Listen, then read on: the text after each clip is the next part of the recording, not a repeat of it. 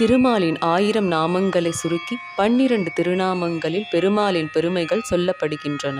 அவை: கேசவ துன்பம் தீர்ப்பவன், நாராயண உயிருக்கு ஆதாரமாக இருப்பவன், மாதவ திருமகள் மணாளனாக இருப்பவன், கோவிந்த பூமியை பிரளயத்தன்றும் காத்தவன், விஷ்ணு எல்லா பொருட்களிலும் நிறைந்திருப்பவன், மதுசூதன புலன்களை ஈர்ப்பவன், மது என்ற அரக்கனை வென்றவன், திரிவிக்ரம 3 அடிகளால் உலகை அளந்தவன், வாமன அவதாரத்தில் குள்ளமான சிறுவனாக அவதரித்தவன், ஸ்ரீதர ஸ்ரீயான லக்ஷ்மியை தரிப்பவன், ரிஷிகேஷ தான் ஆணைப்படி புலன்களை நடத்துபவன், பத்மநாப தனது நாபியிலே தாமரையை உடையவன், தாமோதர உரலில் கயிற்றால் கட்டப்பட்ட அடையாளம் கொண்ட வயிறு உடையவன்.